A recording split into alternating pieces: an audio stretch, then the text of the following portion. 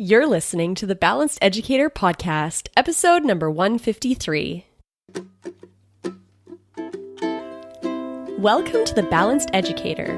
We're your hosts, Kaylee and Josiane from EduCalm. Our intention is to equip and empower you to feel more calm, balanced, and joyful in all aspects of your life.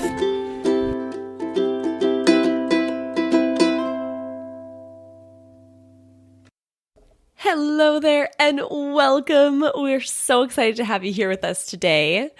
So, with screen time doubled because of online learning, now more than ever, critical thinking skills specific to media and devices are a necessity to help kids navigate the ever-changing influences of the digital space.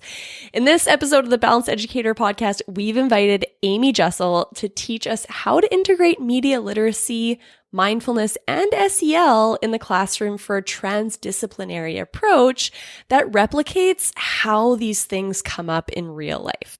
Amy is the founder of shapingyouth.org, a media literacy organization using critical thinking tools to educate and embed habits of inquiry, enabling children to deconstruct media messages presented to them from all walks of life. I'm so excited to share this episode with you all. It's so useful. You're going to have some great strategies to take with you into the classroom. But before we get started, we're happy to share this week's sponsor. Do you want to incorporate social-emotional learning and mindfulness into your classroom to support students with mental health, focus, self-regulation, and emotional intelligence? With so much on your plate as a teacher, you probably just don't have time to get trained, develop resources, and teach the lessons yourself. Plus, you need time for self-care too. That's why we developed EduCalm, to support teachers like you. EduCalm is a fully bilingual English and French co-regulation program created by teachers. This program provides everything you'll need to build self-regulation, mindfulness, and social-emotional skills with your students through a 5-minute daily practice. With EduCalm, you don't have to be the expert. Just log in, press play, and participate with your students as you all prepare your minds and bodies for calm and focused teaching and learning together. Go to educalm.com to learn more and start using our free resources. Again, that's educalm.com, spelled EduCalme. Hello there, Amy. Thank you so much for joining us today on the podcast. Good morning. We are super excited to have you. We are covering a topic that we've never really talked about on the podcast before, but that is so important, especially now that kids are spending so much more time on the computer, on their devices, probably a lot more time where they aren't being watched or observed or maybe even parented while they're on these devices just because of how life is changing through the pandemic. And I think teachers and even parents are kind of at a point where it's like, ooh, how should I be managing this? So you are our expert in media literacy, and we're so excited to have you here today. It's great to be here. It's a big topic. We'll see what we can get done. Yeah, exactly. So let's just start off. Can you introduce yourself to our audience and let us know how life led you to where you are today? Sure. I'm Amy Jussel. I run a group called shapingyouth.org, and that deals with media and marketing's impact on kids, which is a lot these days. I come from a journalism background initially, which segued into other areas of writing, including advertising and creative direction and things like that. And I've come full circle back into the journalism, investigative reporting type style.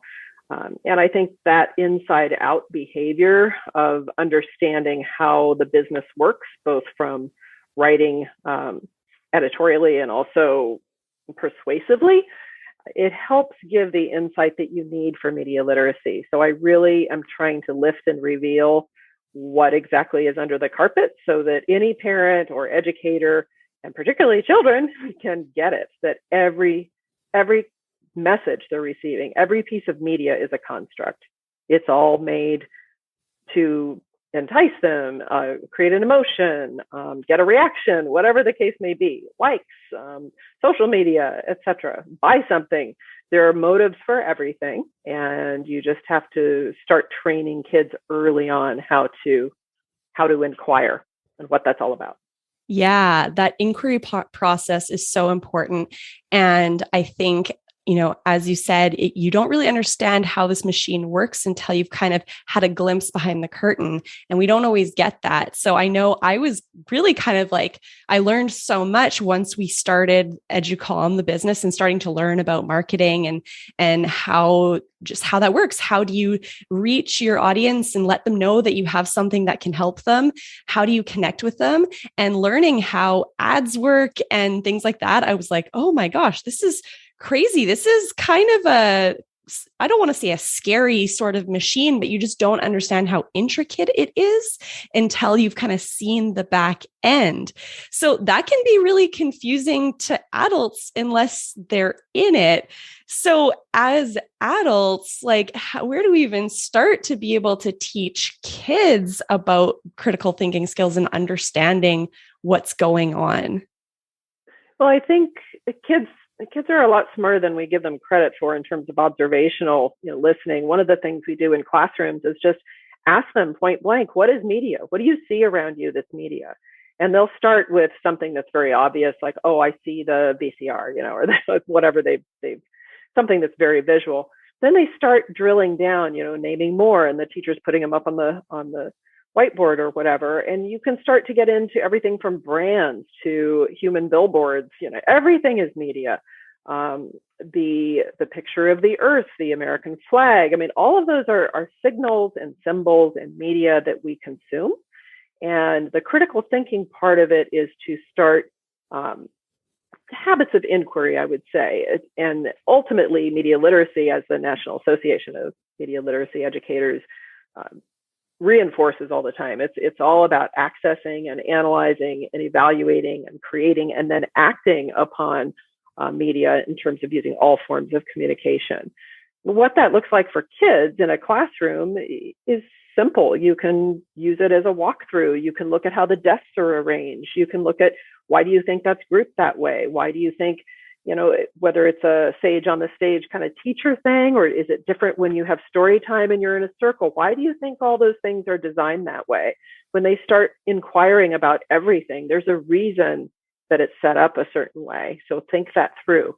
And that's the same thing applies to media messages. And you start training kids early on of who's saying this, why, who might benefit from this, who might be harmed from this, who's trying to make me buy something, who's trying to, what do you know? What do you not know? Seeing a picture, what's in this picture, what's left out of the picture, what's probably right behind you that they got edited out of the picture. Everything is a construct. So that's what we're trying to teach them really early. Yeah, that is just, as you're saying that, I'm just like, oh my gosh, such great ideas. That's such great lines of questioning, really great habit of like asking yourself and encouraging the kids in your life, your students, your kids to question, like, what is the intention behind what they're seeing? Everything has a purpose. Everything is laid out in a specific way for a reason. And we rarely stop to ask why. Why is this app encouraging me to turn on notifications? Why does it want me to do that? Well, the app is a business. They're trying to make money. So they want to get me to spend more time on that app. So what are the things that the app is doing to keep me on there for more time? And how are they making money? What is the way that they make money by keeping me on the app for more time? And who is that benefiting? So many layers of questioning. And that doesn't mean that you ask those questions and it's necessarily going to be like a bad thing that you find out that this thing that you're using is the big bad wolf, but being able to be critical about that and just be more aware of why you're choosing to spend time reading or learning from specific things. Exactly. I think we go with that same notion of, it's not beware, it's more be aware. So the whole concept of construct is just a larger lens, and you want them to be able to question some of that. Yeah. So you've written a book series to help teachers to bring this into their classroom and have a great space to go through this through a story lens and then have these discussions with kids. Can you talk to us about your books? Sure. I mean, the first one it's called Secret of the Vanishing Bones, and it's about digital dogs. That's called digitaldogsbook.com is where you can find most of the content housed. But it's a whole series of media literacy. The first one I used to specifically talk about data privacy, because that's one of the things that each book has three main takeaways. This particular one is about data privacy in the first book. And I wanted them to get it in a non-scary, just what you just said, a non-scary way. We're using this media all the time, but little things like the mindfulness of the data being shared, your phone number, your address, your uniform, your school uniform, did you ask your friend before you uploaded that picture of a slumber party, whatever the case may be, or a birthday party. And parents, as they call it, sharenting, too much parenting and sharenting, parents don't think about it either. They will post a video and it's like, okay, you just gave away where your school is. You can tell by the name on that. You can tell this and that. You've got so much data in that. You need to just be aware of what you're doing. So again, it's not to scare them. It's more to make them aware. And also it applies to all the algorithms that are out there in terms of their likes and dislikes. The kids need to start questioning, wait a minute, how does this site know so much about me? How come they know that I love pink, or whatever, or unicorns or puppy dogs, whatever the case may be. How come this is following me all over the web? Yeah. They need to know that's not an accident. So they start to see with that critical lens. So I wanted to create the book. It's all about digital dogs detectives, and they're looking for the secret of the vanishing bones. The bones keep vanishing. And it's actually, I hate to do the spoiler alert, but it is meant to be sort of a data neutral thing. It's all about collecting data, and they think that someone is thieving all the data. It turns out not to be a data issue at all. It was a very real world application. But threaded throughout the mindfulness and the social emotional cues and things that kids related to, it made it just a storytelling thing where they sort of got the informal learning that they can bring back into a classroom setting or a parenting setting, or just a life skills setting.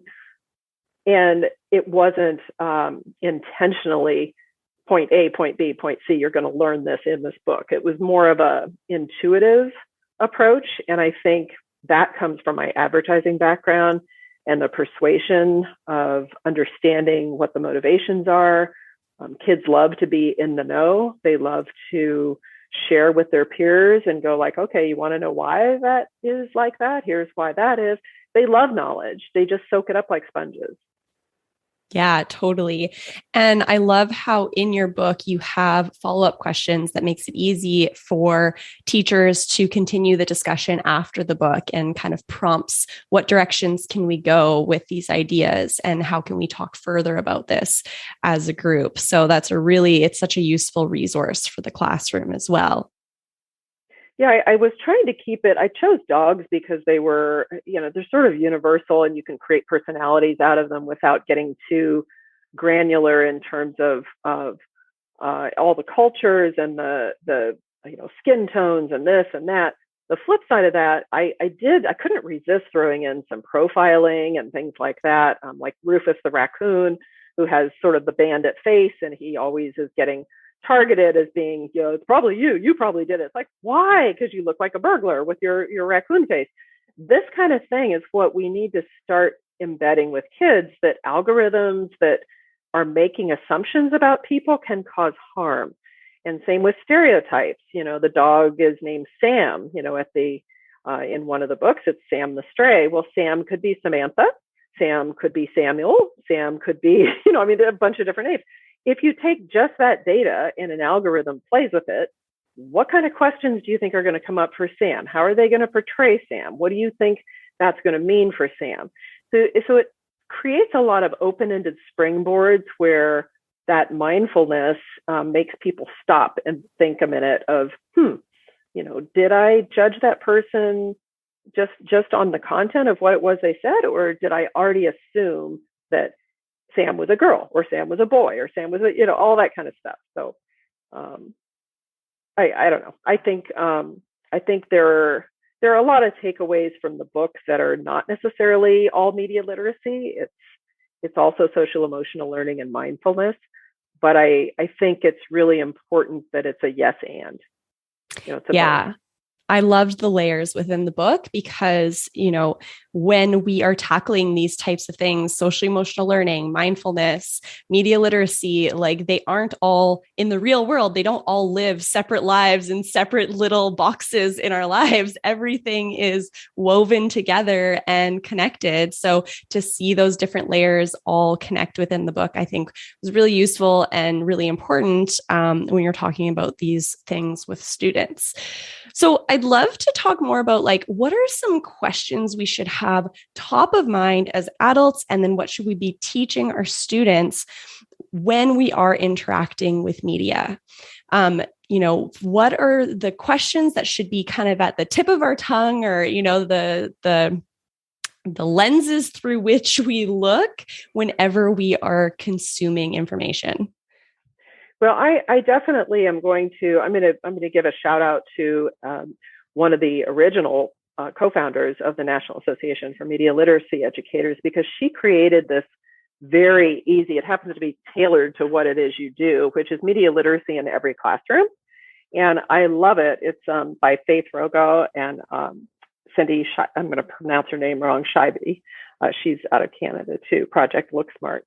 But the way that they have broken it down in a little simple trifold, they get into, everything from what do we mean by media to the insights about the media messages, developing the habits of inquiry, the key questions.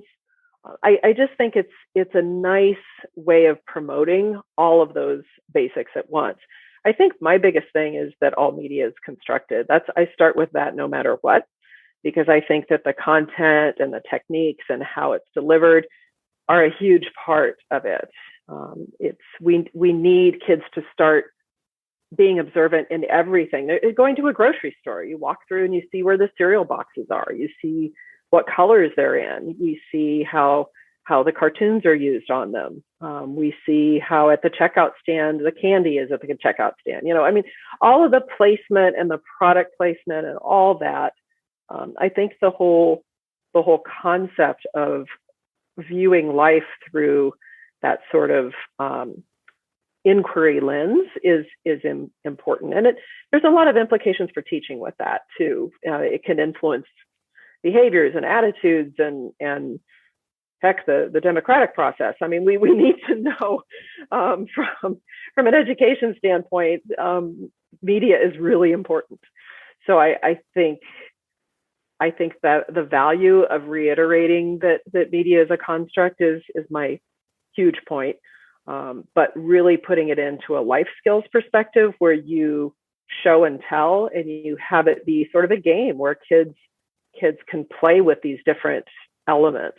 Like the media itself, you were saying, different people are collecting data. Well, little things that we'd like them to ask are, why do they need that data? If you're playing a game and there's an app and they're saying, we need your phone number and your address and your this and your that. Well, the kids need to be able to stop and go wait a minute, why do you need that?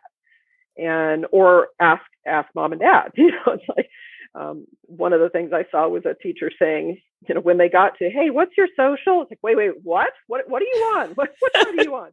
Yeah. Wait a minute. It's like, hold on, because when people are working from home, they're kind of like, what? They're asking for what? So, when you get to I chose the data privacy for the first book because I think that collection of data right now, since they're looking at data regulation coming up soon, and probably 2022 that will change. But right now, the data privacy is just a wild frontier, and they're scraping and grabbing as much of it as they can. And that behavioral targeting and online advertising is very specific now. Yeah. And that can get into everything from behavior manipulation to, we've seen it in elections, right? We've seen it in other things. They can target, if you're on the fence about this, or vaccines, or public health, or, well, you put that in kids' world, it can also alter them when they're not quite developed in their own thinking of who they are or what they what they like even. If you start feeding them constant whatever, horses, you like horses once, and then you get horses and then more horses and horses. It's like, well, you might also like dogs and pigs and unicorns and whatever, but you're getting horses, a full steady diet. So I think it's that kind of thing where we can't have the tail wag the dog. Kids need to be able to separate themselves out and say, I don't want media to define me. I want to define myself. So that they take charge. They need to be the one that's empowered with the messaging and the inquiry. Yeah, I love that. And I like how you talked about, you like horses and then it's horses. I think it's so important that from a young age, especially just the way the internet works with the algorithms these days, is like the world that we see on the internet is a world that we've created based on our interactions. So I always find it very interesting to, for example, like compare my Instagram feed to a friend's Instagram feed and just see how different that world is. When I go onto Instagram, I'm seeing a whole different world than my friend is seeing. And so I believe that what I'm seeing is the norm because that's what the algorithm is showing me based on my interests and my likes. And it's so easy to forget that there's other perspectives, other ways of looking at things, because you just keep getting fed the same perspective over and over. And then looking at what someone else is seeing so different. You're like, wow, that's a whole completely different perspective and experience of the world through our device. And, we're experiencing the world and connecting with the world through our device. And because it's the internet and you're seeing people from around the world, you feel like you're connected far and wide to the whole world, but really you're connected to people that are similar to your interests from across the world, but just regurgitating the same information. So important for adults and kids to understand that. Yeah, it is important. And I think you just hit on something that's extremely right. Is the parents need to also understand that, because that filter bubble, and we've heard a lot about this with, the teens and Instagram and all that, and some of the harm that has done from a body image perspective. But we often don't think about the very little kids, the wee ones that are just starting to get a grip on some of these things. They don't understand how the algorithms work. They just know that it just comes to them automatically. And I think that kind of thing, it doesn't have to be couched as a, manipulation thing, but just to consider it. Just consider this, use the critical thinking and stop. And since you guys are all about mindfulness and calm and keeping things, I think the anti-bullying and relational aggression points in this are huge, because media can teach in wonderful ways. We see this with Sesame Street and PBS and really positive messages that are out there. And I think when we can teach them that critical thinking to hold and just stay calm, and I use this hand motion. I tested it on the playground with just this C. I make like a C. And it means consider it. Just consider before you go off on that kid. Consider what they may have come into from the school today, what happened to them, what could have, their dog could have just gotten run over. I mean, you don't know. Don't react. Just consider it. And it plays off of the word considerate as well, So it's like, yeah, I love that. Consider it and consider it. And I think, we had this thing where I think you had in one of your podcasts, your 5 lessons with the fingers and the calm. Well, the little C I used on the playground, and I didn't have to say a word. You could put up the C and they could see you far away, and they'd go like, oh, okay, catch myself. That kind of critical thinking to instill in them early on. Think of what that other person, it's sort of an in your shoes approach of social emotional learning to understand what other people could be going through at any given time. And I think in this book, in the digital dogs thing, we have stray dogs, we have a homeless theme, we have all kinds of stuff going on in the book. I would say that my own self-critique in this is I probably kitchen sinked it. I put too much into one book because I was trying to make a whole lot of points rather than keep it all media literacy. But I wanted to test it, and it's actually proven to be very interesting to me, because the feedback I've gotten has been very different from different regions and different lifestyles, like you said, different filter bubbles. A kid from inner city Chicago is saying, well, wait a minute, where's the dad? Where's the dad of the mom and the pups in the book? Where's the dad? It's like, okay, that duly noted. like his perspective, and then taking it one step further of what he thought could have happened to the dad. Those kind of things, it can be very eye-opening sometimes. And I think that when we look at things like media algorithms and privilege, where we come from, this privileged pack of pups in the Digital Dogs book, except Sam, who's the stray, they weren't aware of their privilege. They started out like, yeah, we got to get this dog. They immediately went to that reaction without considering, could it have been because they were hungry or they needed this for the pups, or, whatever the case may be. And is it ever right or wrong? And I think that, again, you go back to kindergarten and you look at some of the basic, like Jane Elliott's work in education with the blue eyes, brown eyes in the classroom, where you segregate the kids with different privileges if you have blue eyes and brown eyes. And you start to talk about unfairness and bias, and you get to go to get water and you don't, and, that kind of thing. And that's how algorithms work a lot. You segregate things based on who's on free lunch and who's on this and who's not. That behavioral profiling is something that, people think, oh, it's just customizing more ads to me. No, it's being used for other things too. And I think that's the education for parents that we need to get across. And then again, it follows up with just basic sort of I spy with my eye, fun games approach for kids, because it's very easy to translate this into a very base level common denominator. And that's why I did it so early, K2 to K5. Because people are like, oh yeah, media literacy, we cover that in high school. I'm like, oh no, that's way too late. And even middle school, yeah, too late. I want it early on, so that even at the pre-K level, they're starting to ask questions. Inquiry is the key.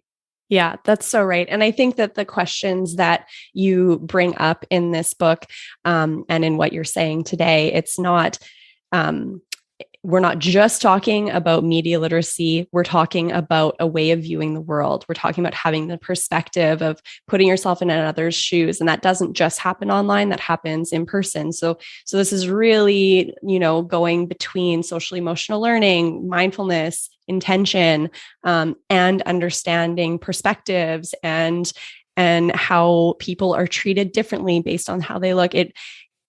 It brings together all of the important things, and allows us to have kind of those interweaving discussions all in one space, which really is so important. And especially as teachers in the classroom, we're like trying to give our kids all these skills. We want to support mindfulness, social emotional learning. We want to talk about media literacy, but how do we do all these things? Well, they don't have to be separate. They can all work together, and it can all become one lesson that is nuanced and weaves together all these different things. See, that interdependence that you mentioned, I think is the key thing too. It's media literacy is not a class that you take. It's not a one-off. It's not a one and done. This needs to be integrated early and often. Of course, I wish it were mandated as a school part of the curriculum, but not just in a class. It has to be across math, across reading, across science, across all these different things, because that kind of inquiry is where you get started. And to me, the K through 5, something as simple as, when you look at who gets left out and hurt feelings and, relational aggression, some of that is something from some simple, like when you're posting photos and you see that people are having fun and you weren't invited, or, whatever, that informed consent, whether it's a birthday party or a whatever, the parents need to be aware of that too, and all those kind of things layer on in terms of even the algorithms. You could talk about, how the data they're scraping, what was it? It was somebody had a case where they found out something before the intended audience. Well, obviously, I think this is a pregnancy test, so not appropriate for this age. But yeah, you think of how that dials down to parents and kids. It could be mom's birthday present. If Amazon scrapes what you just bought for mom's birthday, and they start targeting mom with it, then you just blew the surprise. I mean, little things like that where you've got to kind of make it aware of, I at least in the data privacy, I try to ask them, where does that data live? Where does it reside? Is it up in the cloud? Is it hackable? Who's collecting that data? Who has access to it? Is it encrypted?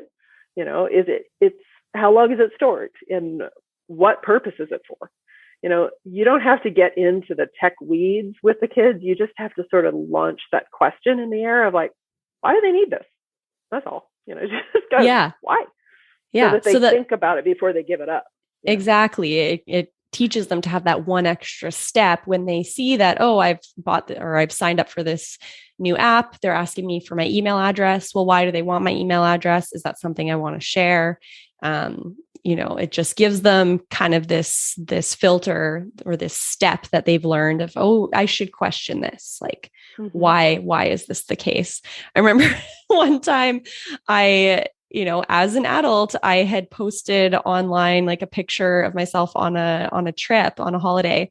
And my uncle messaged me and he's like, probably not a good idea to tell everyone on the internet that you're away from your home and there's going to be no one there for the next week. I was like, oh my gosh, I didn't even think of that. Like, there's just so many little mistakes that we make, even if we are informed people, because there's just so many nuances of how this information gets shared and who's seeing it. And oftentimes we're just so trusting. So you don't think of how it could be used negatively. So it's important to learn that filter. Well, and just filters in general. I think it's important that kids start understanding that, like Alexa, asking Alexa this and Alexa that, Alexa is going to be different than, all the different smart speakers have different responses too. And one of the activities you can use is to play with it and say, like, ask the same question to all these different speakers. If there's a classroom speaker, use the same level of inquiry and see if you get different answers from different devices. Or Google versus Bing versus, DuckDuckGo, or, look at it from a search engine perspective. You're going to be filtered down different rabbit holes based on who's paying for what and how that media is set up. And I think just the sheer filter of between your ears is really what we're trying to get across to the kids, is to ask questions early and often. Yeah. Good. Awesome. This is so helpful. Now, there's so much great information that we talked about today. I'd love to just kind of simplify it for teachers now if they're feeling like, okay, so many ideas now. What would you suggest could be like the first step that teachers take towards incorporating some more media literacy into their classroom? One small step. I would incorporate it into daily. I mean, from the time you start Circle in the morning to the end of the day. I think what you said earlier about the interdependence is key. I think it belongs everywhere. I don't think it's just about, who made this or, what actions might I take or what is the response to this or how different people view things differently. I think everything it's so easy to incorporate. You could take virtually any topic as you walk through the day. Like I said, the chairs, the placement, the reading circle, people's birthdays. How does it make you feel when you're, given the star of the day, whatever, when you're walking around through kindergarten, those good feelings, how are those good feelings translated into media? All those things. There are so many springboards and icebreakers. I did one whole session on Frozen when Frozen was like the big hit movie constantly, and dissected it from a media literacy perspective to make it relatable for parents and educators to use today's media to jump off from and get into all of this, which was really fun. So I guess that would be, if I had to choose one, I would say pick something really relevant for the kids that they can relate to, whatever they're yakking about at the time. It might be Encanto right now, or whatever the media du jour is that they're all going on about, and springboard off of it, and just start asking about why and feelings and mindfulness and all that, and make it relatable.